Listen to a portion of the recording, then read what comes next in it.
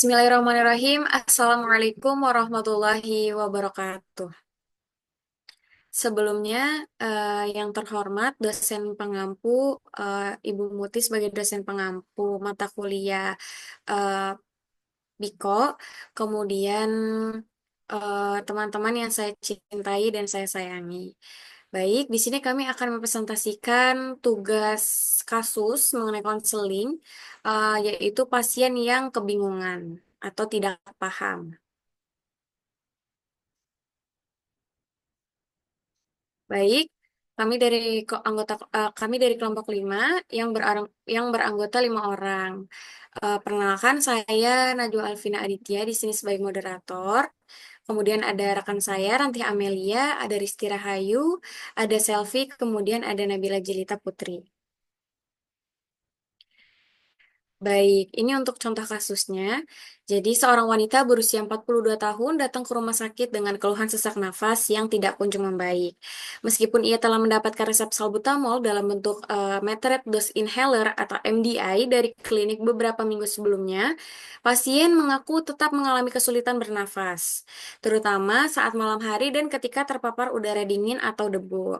Setelah dilakukan pemeriksaan lebih lanjut dan evaluasi penggunaan obat, pasien ditanya mengenai cara penggunaan inhaler yang diberikan. Ia kemudian menjelaskan bahwa selama ini ia kebingungan menggunakan inhaler. Nah, ia menggunakan dengan cara menyemprotkan obat ke udara, lalu menghirupnya tanpa memasukkan ujung inhaler ke dalam mulut, atau menyelaraskan waktu penyemprotan dengan tarik nafas. Hal ini menunjukkan bahwa pasien belum memahami teknik inhalasi yang benar, yang berakibat pada penggunaan obat tidak efektif serta gejala asma yang tidak terkontrol dengan baik. Nah, kemudian di sini ada analisis masalah.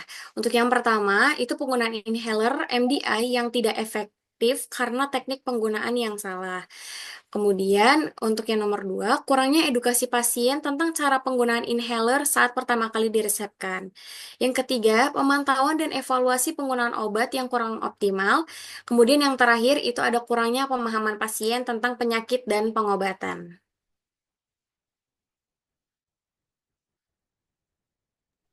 Baik, ada strategi konseling untuk pasien yang bingung. Yang pertama, gunakan bahasa yang sederhana. Yang kedua, hindari istilah teknis. Yang ketiga, gunakan alat bantu visual, misalnya dummy inhaler. Yang keempat, lakukan teknik touch base, minta pasien ulangi cara pakai. Yang keenam, berikan informasi bertahap dan jelas. Yang ketujuh, libatkan pendamping bila diperlukan. Lalu ada show and tell. Apoteker memulai percakapan dengan pendekatan yang tenang untuk menciptakan suasana nyaman. Setelah perkenalan diri, apoteker menanyakan apakah pasien bersedia berbicara sejenak mengenai penggunaan inhaler yang sedang dijalani. Menggunakan teknik show and tell, apoteker meminta pasien untuk menunjukkan inhaler yang digunakan dan menjelaskan bagaimana cara pemakaiannya selama ini. Pasien lalu menyebutkan bahwa ia biasanya menyemprot obat ke udara terlebih dahulu, lalu menghirupnya. Apoteker kemudian mengajukan pertanyaan terbuka seperti, apakah ibu biasanya menyemprotkan inhaler ke dalam mulut? Apakah ibu pernah diajarkan cara penggunaan inhaler saat pertama kali mendapatkannya? Dan kapan terakhir kali ibu menggunakan inhaler ini? Tujuannya adalah untuk menggali sejauh mana pemahaman pasien terhadap teknik inhalasi yang benar. Setelah mengetahui adanya kesalahan penggunaan, apoteker secara perlahan dan bijak menjelaskan cara menggunakan MDI yang tepat, termasuk pentingnya koordinasi antara menekan inhaler dan menarik napas dalam. Apoteker juga memperagakan cara pakai yang benar dan memastikan pasien bisa memperhatikannya kembali agar pengobatan bisa lebih efektif. Langkah praktis untuk apoteker. 1. Bangun kepercayaan, mulai dengan menyapa pasien secara ramah, perkenalan diri, dan ciptakan suasana yang nyaman agar pasien merasa aman untuk bertanya. 2. Gali pemahaman pasien, tanyakan dengan pertanyaan terbuka seperti, Ibu sudah tahu cara pakainya, atau biasanya bagaimana cara Ibu menggunakan obat ini untuk mengetahui sejauh mana pasien memahami pengobatan. Ketiga, edukasi visual. Jelaskan cara penggunaan obat secara langsung menggunakan alat bantu, misalnya dummy inhaler. Peragakan cara pakai dengan benar.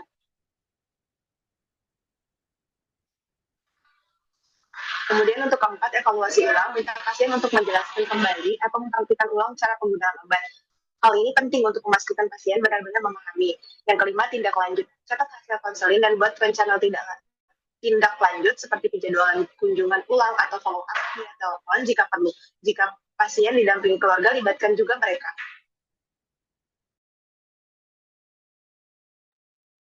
Baik, untuk selanjutnya itu cara komunikasi antara apoteker dan pasien. Kami akan memperagakannya.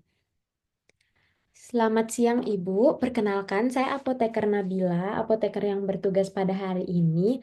Saya izin meminta waktu Ibu sekitar 5 menit, apakah untuk membicarakan tentang penggunaan inhaler, apakah Ibu bersedia?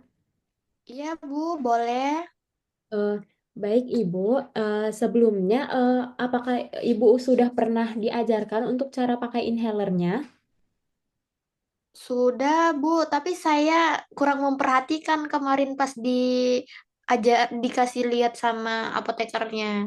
Baik Ibu, Eh, kalau sebelumnya itu Ibu menggunakannya boleh ditunjukkan caranya bagaimana Ibu? Boleh, Bu, sebentar ya, Bu. Baik Ibu. Jadi inhalernya ini saya semprotkan saya semprotkan ke udara. Setelah saya semprotkan ke udara, jadi saya hirup udaranya, Bu. Baik Ibu, jadi Ibu itu belum memasukkan ujung inhalernya itu ke mulut Ibu ya Ibu? Belum.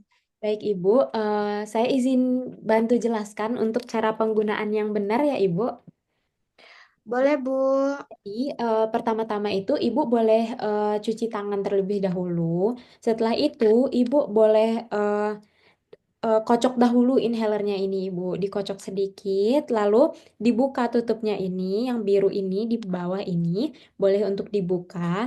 Setelah itu, Ibu buang nafas perlahan. Lalu, untuk bagian ininya, Bu, bagian mouthpiece namanya, itu boleh dimasukkan ke mulut di antara dua bibir ini, tapi jangan digigit, Ibu, tapi pakai bibir aja. Setelah itu, boleh ditekan bagian atas ini ditekan sambil ibu menarik nafas dalam melalui mulut. Jadi tarik nafasnya itu melalui mulut bersamaan dengan menekan tabung ini ibu. Setelah itu, ibu boleh lepaskan alatnya dari mulut, tapi mulutnya tetap dalam kondisi tertutup. Itu nafasnya ditahan sekitar 10 detik. Setelah itu, boleh ibu buang napas perlahan. Apakah sudah jelas, ibu? Sudah, Bu. Berarti selama ini saya salah ya, Bu. Ya, Ibu, eh, kalau Ibu berkenan, boleh nggak untuk diulangi caranya supaya kalau misalnya masih salah itu bisa saya perbaiki, Ibu? Boleh, Bu. Jadi cara pakainya sebelum digunakan cuci tangan terlebih dahulu. Setelah cuci tangan, untuk inhalernya itu inhalernya itu dikocok terlebih dahulu. Benar. Setelah inhalernya dikocok, kemudian untuk tutupnya itu dibuka. Setelah tutupnya dibuka, dimasukkan ke dalam mulut. Jadi itu masukkan ke dalam mulut itu tidak boleh digigit. Setelah dimasukkan ke dalam mulut itu bagian atasnya, bagian tabungnya itu ditekan sambil menarik napas itu melalui mulut, Ibu. Setelah itu untuk inhalernya boleh dicabut dan tahan napas selama 10 detik. Ya, benar, Ibu. Sudah benar sekali. Eh, Kalau semisalnya sekitar 1 minggu ke depan itu, kami akan melakukan pemantauan terhadap kondisi Ibu. Apakah Ibu berkenan, Ibu? Boleh, Bu. Saya berkenan. Baik, Ibu, terima kasih atas waktunya. Semisal kalau Ibu masih bingung, itu boleh datang ke apotek ini lagi atau boleh ke dokter langsung, Ibu. Baik, Bu. Terima kasih banyak, Ibu, atas bantuannya. Kasih kembali, Ibu. Semoga lekas sembuh. Ya. Baik, tadi itu adalah contoh dialog antara apoteker dan pasien. Baik, ini ada berikut referensi yang kami gunakan. Baik, cukup sekian presentasi kami.